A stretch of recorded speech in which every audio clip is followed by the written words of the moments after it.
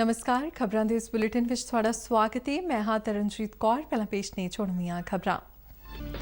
प्रधानमंत्री नरेंद्र मोदी ने आज टोक्यो पैरालंपिक विच मैडल जेतू भारतीय खिडारियां नाल नवी दिल्ली विच मुलाकात की। उपराष्ट्रपति एम वेंकैया नायडू ने कहा है कि भारत ने विज्ञानियों ते डॉक्टरी पेशे नाल जुड़े लोगों की मदद नाल कोरोना महामारी नाल नजिठण लई विकसित देशों के मुकाबले बेहतर कामयाबी हासिल की। भूपेंद्र पटेल गुजरात के नवे मुख्यमंत्री होंगे। मुख्यमंत्री कैप्टन अमरिंदर सिंह ने सारागढ़ी जंग के 21 शहीदों को श्रद्धांजलि भेंट की। सारागढ़ी जंग के शहीदों की याद में श्रोमणी गुरुद्वारा प्रबंधक कमेटी वालों गुरुद्वारा सारागढ़ी साहिब विखे समागम करवाया गया। जम्मू कश्मीर के श्रीनगर में शक्की अतवादियों वालों खनियार विखे एक पुलिस पार्टी ते हमला, पुलिस का एक कांस्टेबल शहीद। ते हुण खबरां विस्तार नाल। प्रधानमंत्री नरेंद्र मोदी ने आज टोक्यो पैरालंपिक विच मैडल जेतू भारतीय खिडारियां नाल नवी दिल्ली विच मुलाकात की। उन्हां खिडारियां नूं शानदार जित लई वधाई दित्ती अते उन्हां दी हौसला अफजाई की। नरेंद्र मोदी ने खिडारियां नाल गलबात करदिआं कहा कि उन्हां नूं उन्हां तों प्रेरणा मिलदी है। मुलाकात मगरों अपनी ट्वीट विच प्रधानमंत्री ने लिखा कि अज मैडल जितण वाले सारे खिडारियां दी लोकां विच चंगी पछाण है जो उन्हां दी मेहनत सदका है। उन्हां खिडारियां नूं कहा कि वह सारे ही लोकां नूं प्रेरित कर सकते हैं ते वड्डियां तब्दीलियां लिया सकते हैं। प्रधानमंत्री ने कहा कि इस वास्ते वह हमेशा उन्हां दे नाल ने। पहले क्या था, कल क्या था, वो सब छोड़ दीजिए। आने वाली कल आपके लिए बहुत उज्जवल है और इसका पूरा फायदा उठाइए। मैं हर पल आपके साथ हूं।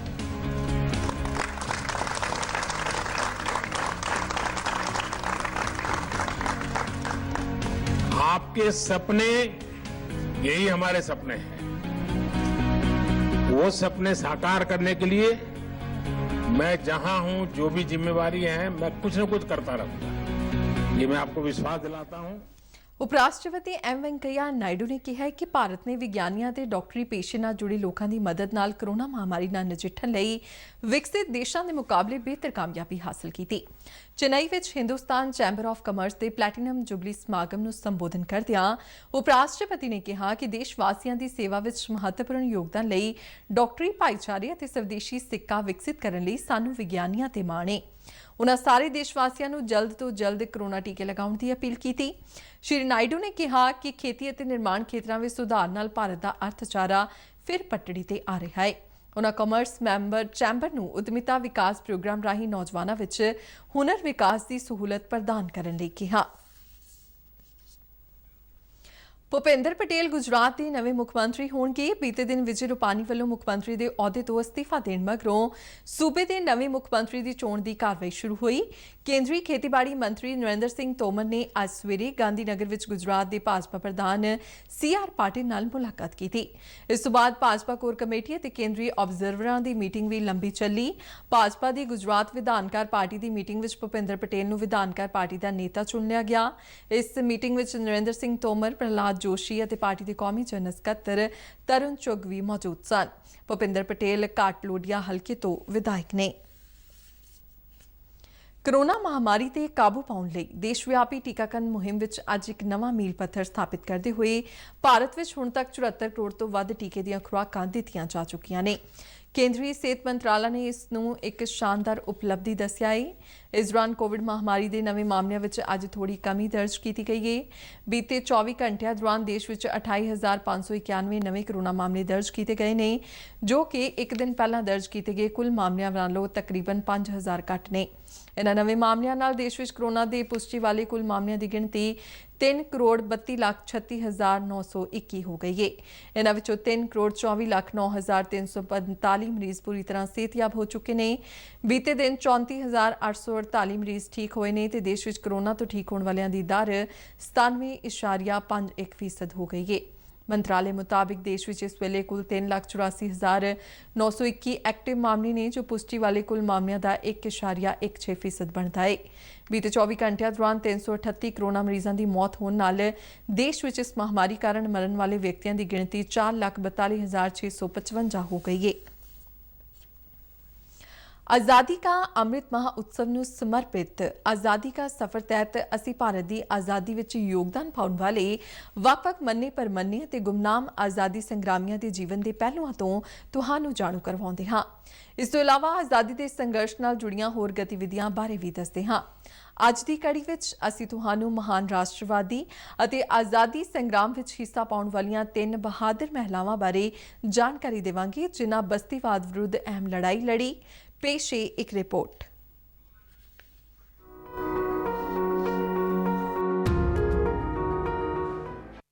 ਅੱਜ ਅਸੀਂ ਗੱਲ ਕਰਾਂਗੇ ਉਹਨਾਂ 3 ਬਹਾਦਰ ਮਹਿਲਾਵਾਂ ਦੀ ਜਿਨ੍ਹਾਂ ਨੇ ਬਸਤੀਵਾਦ ਸ਼ਾਸਨ ਵਿਰੁੱਧ ਲੜਾਈ ਲੜੀ।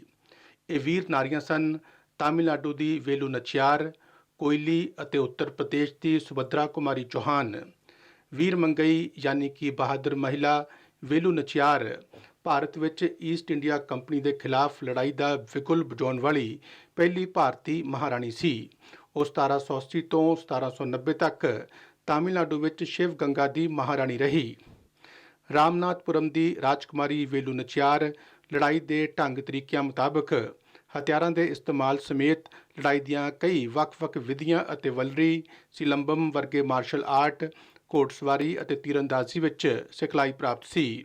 ਉਹ ਕਈ ਭਾਸ਼ਾਵਾਂ ਜਾਣਦੀ ਸੀ ਅਤੇ ਫ੍ਰੈਂਚ, ਅੰਗਰੇਜ਼ੀ ਅਤੇ ਉਰਦੂ ਵਰਗੀਆਂ ਭਾਸ਼ਾਵਾਂ ਦੀ ਮਾਹਰ ਸੀ। ਜਦੋਂ ਲੜਾਈ ਵਿੱਚ ਉਹਨਾਂ ਦੇ ਪਤੀ ਮੁੱਤੂ ਵੱਡੁਕ ਨਾਥ ਪੇਰੀਆ ਵੁਡੀਆ ਤੇਵਰ ਦੀ ਅੰਗਰੇਜ਼ ਫੌਜੀਆਂ ਨੇ ਹੱਤਿਆ ਕਰ ਦਿੱਤੀ ਤਾਂ ਵੇਲੂ ਨਚਿਆਰ ਲੜਾਈ ਦੇ ਮੈਦਾਨ ਵਿੱਚ ਉਤਰ ਗਈ।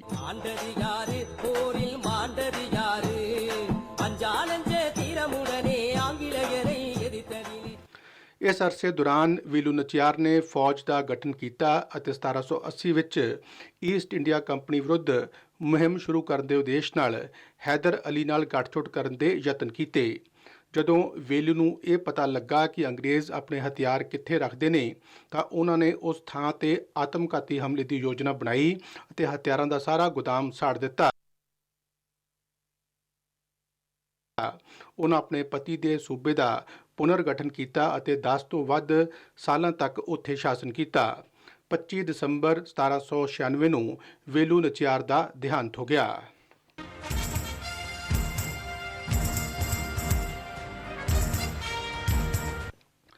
ਮਹਾਰਾਣੀ ਵੇਲੂ ਨਚਿਆਰ ਦੀ ਸੈਨਾਪਤੀ ਕੋਇਲੀ ਨੂੰ ਭਾਰਤ ਦੇ ਇਤਿਹਾਸ ਦੀ ਪਹਿਲੀ ਮਹਿਲਾ ਸ਼ਹੀਦ ਮੰਨਿਆ ਜਾਂਦਾ ਹੈ।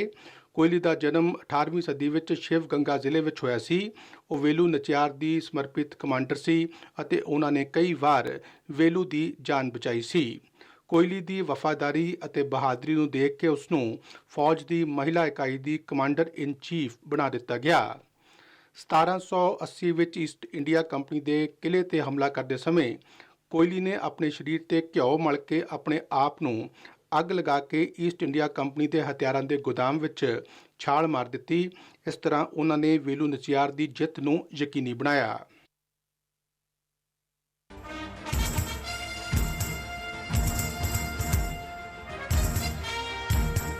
ਮੰਨੀ ਪ੍ਰਮੰਨੀ ਕਵੀ ਅਤੇ ਸੁਤੰਤਰਤਾ ਸੈਨਾਨੀ ਸੁਭਦਰਾ ਕੁਮਾਰੀ ਚੌਹਾਨ ਦਾ ਜਨਮ 16 ਅਗਸਤ 1904 ਨੂੰ ਇਲਾਹਾਬਾਦ ਜ਼ਿਲ੍ਹੇ ਦੇ ਨਿਹਾਲਪੁਰ ਵਿੱਚ ਹੋਇਆ ਸੀ। ਜਦੋਂ ਉਹਨਾਂ ਦੀ ਪਹਿਲੀ ਕਵਿਤਾ ਪ੍ਰਕਾਸ਼ਿਤ ਹੋਈ ਤਾਂ ਸੁਭਦਰਾ ਕੁਮਾਰੀ ਦੀ ਉਮਰ ਸਿਰਫ 9 ਸਾਲ ਸੀ। ਉਹ ਭਾਰਤ ਦੇ ਰਾਸ਼ਟਰੀ ਅੰਦੋਲਨ ਵਿੱਚ ਸ਼ਾਮਲ ਹੋ ਗਈ ਅਤੇ ਲੋਕਾਂ ਨੂੰ ਸੁਤੰਤਰਤਾ ਅੰਦੋਲਨ ਵਿੱਚ ਸ਼ਾਮਲ ਹੋਣ ਵਾਸਤੇ ਪ੍ਰੇਰਿਤ ਕਰਨ ਲਈ ਕਵਿਤਾਵਾਂ ਦਾ ਇਸਤੇਮਾਲ ਕੀਤਾ। ਉਹਨਾਂ ਨੂੰ ਬਹੁਤ ਚਰਚਿਤ ਦੇਸ਼ ਭਗਤੀ ਦੀ ਕਵਿਤਾ ਝਾਂਸੀ ਦੀ ਰਾਣੀ ਲਈ ਵੀ ਜਾਣਿਆ ਜਾਂਦਾ ਹੈ। वंशों ने भ्रिकुटी तानी थी, बूढ़े भारत में भी आई फिर से नई जवानी थी। गुमी हुई आजादी की कीमत सबने पहचानी थी, दूर फिरंगी को करने की सबने मन में ठानी थी। चमक उठी सन 57 में वो तलवार पुरानी थी, बुंदेले हर बोलों के मुंह हमने सुनी कहानी थी। खूब लड़ी मर्दानी वह तो झांसी वाली रानी थी। ਇਹ ਹਿੰਦੀ ਸਾਹਿਤ ਵਿੱਚ ਸਭ ਤੋਂ ਜ਼ਿਆਦਾ ਪੜ੍ਹੀਆਂ ਜਾਣ ਵਾਲੀਆਂ ਕਵਿਤਾਵਾਂ ਵਿੱਚ ਸ਼ਾਮਿਲ ਹੈ। ਆਪਣੀਆਂ ਕਵਿਤਾਵਾਂ ਤੇ ਕਹਾਣੀਆਂ ਰਾਹੀਂ ਉਹਨਾਂ ਨੇ ਔਰਤ ਮਰਦ ਵਿਤਕਰੇ ਜਾਤੀ ਪ੍ਰਥਾ ਵਿਰੁੱਧ ਆਵਾਜ਼ ਉਠਾਈ। ਚੌਹਾਨ 1923 ਵਿੱਚ ਪਹਿਲੀ ਮਹਿਲਾ ਸੱਤਿਆਗ੍ਰਹੀ ਬਣੀ। ਉਹਨਾਂ ਨੂੰ 1924 ਤੋਂ 1942 ਵਿਚਾਲੇ ਸੁਤੰਤਰਤਾ ਦੀ ਲੜਾਈ ਵਿੱਚ 2 ਵਾਰ ਗ੍ਰਿਫਤਾਰ ਕੀਤਾ ਗਿਆ। 15 ਫਰਵਰੀ 1948 ਨੂੰ ਇੱਕ ਸੜਕ ਹਾਦਸੇ ਵਿੱਚ 44 ਵਰ੍ਹਿਆਂ ਦੀ ਉਮਰ ਵਿੱਚ ਸੁਭਦਰਾ ਕੁਮਾਰੀ ਦਾ ਦੇਹਾਂਤ ਹੋ ਗਿਆ। ਉਹਨਾਂ ਦੀਆਂ 88 ਕਵਿਤਾਵਾਂ ਅਤੇ 46 ਲਘੂ ਕਹਾਣੀਆਂ ਪ੍ਰਕਾਸ਼ਿਤ ਹੋਈਆਂ।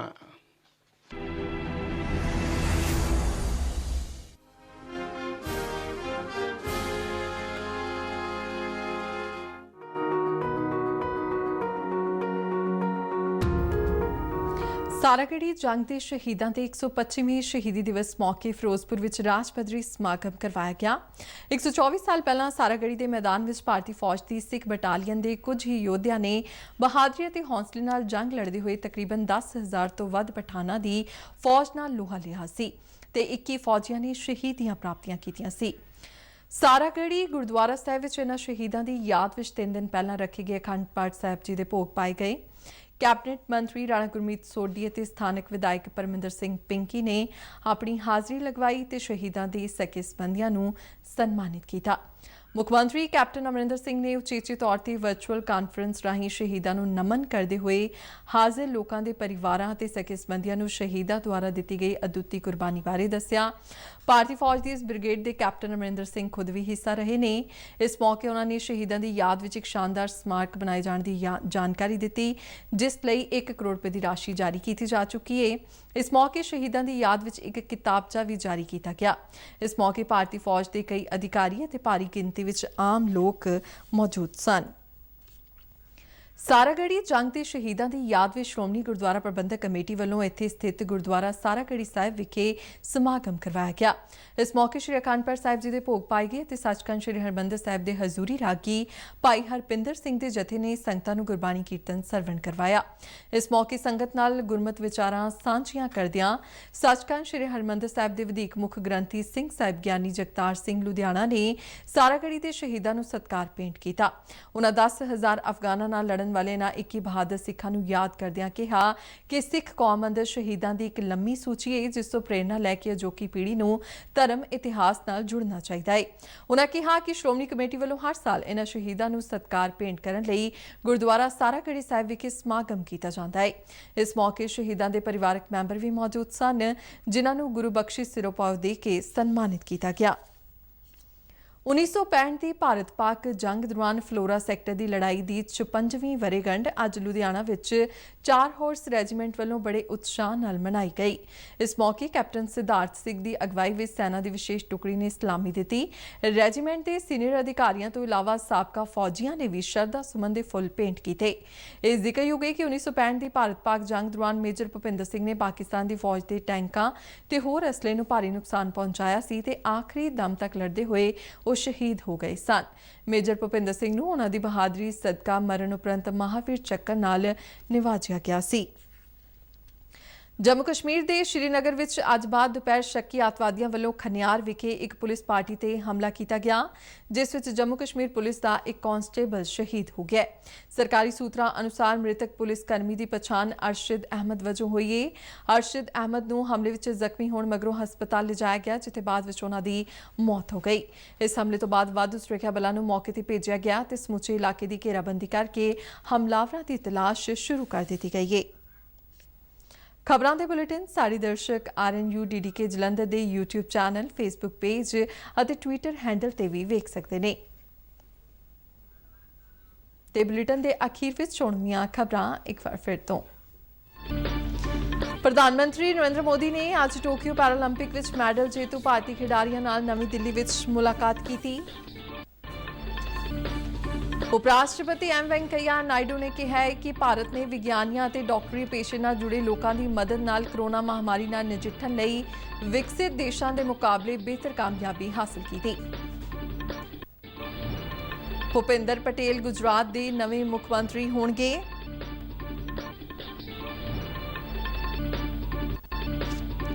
ਮੁੱਖ ਮੰਤਰੀ ਕੈਪਟਨ ਅਮਰਿੰਦਰ ਸਿੰਘ ਨੇ ਸਾਰਾਗੜ੍ਹੀ ਜੰਗ ਦੇ 21 ਸ਼ਹੀਦਾਂ ਨੂੰ ਸ਼ਰਧਾਂਜਲੀ ਭੇਂਟ ਕੀਤੀ।